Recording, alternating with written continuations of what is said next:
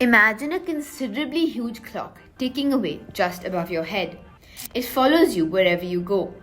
Sometimes it reads 12:34 and sometimes problem o'clock. The graph of life has never been linear. It comprises multiple bell-shaped curves that are reflections of instabilities in our life because time only guarantees one thing: change. Humans age in time. Plants photosynthesize, animals feed their own. A snail climbs up a wall. All of them exist in time.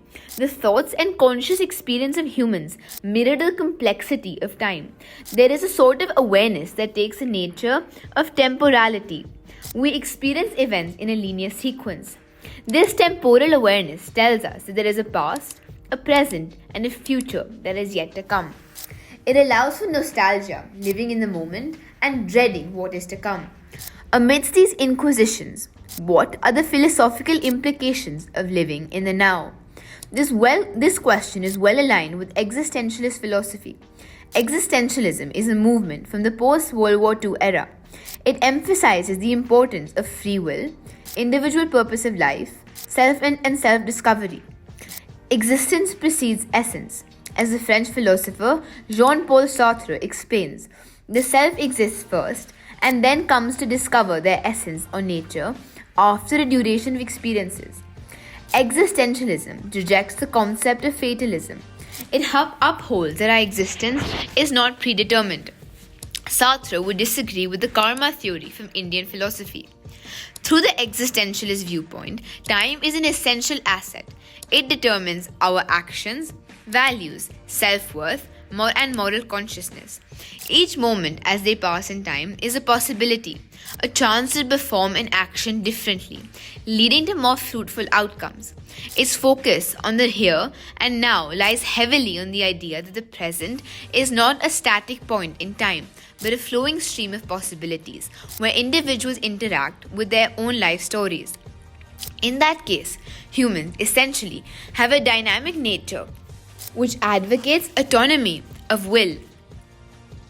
The idea of making independent choices about oneself irrespective of authority, like a government or other deciding bodies. As Heraclitus claims, no man ever steps into the same river twice. The nature of the river and of the man is ever changing. The next life he steps into the river, the stream of water is different and the man is also significantly different from what he was before. Time guarantees only one thing: change. Time is perceived as having a certain flow or a pattern. This flow accentuates the ongoing nature of time. Some philosophers argue in favor of a block universe in which the past, present, and future all exist at the same time. It is often associated with the theory of eternalism. The past, present, and the future have an equal status and that they are all real. Einstein, on the other hand, left the world baffled by his theory of relativity. Time is integrated into the framework of the world.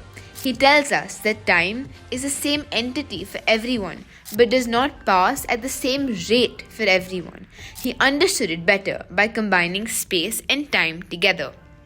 But he left one table unturned.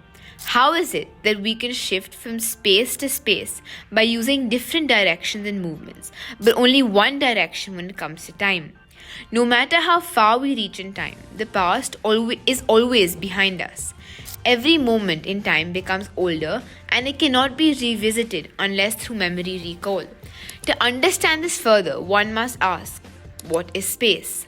Does space exist without an object in it? Objects exist in space. If we were to abstract an object from the world, how do we perceive space?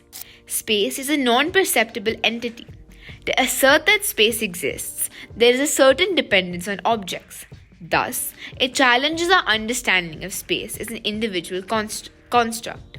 Let us take the example of a flipbook animation. It contains a series of static images that, when put together and perceived in a certain fashion, create a short visual. All the images are distinct entities, parts of that flipbook. They exist in different time periods. Let us say the first illustration exists as T1 or time 1, second as T2, third as T3, and so on. The images that differ slightly from each other create a visual that is an illusion of motion. Then, is time relative or is it subjective? Time is relative concerning physics, but subjective in terms of our psychological states.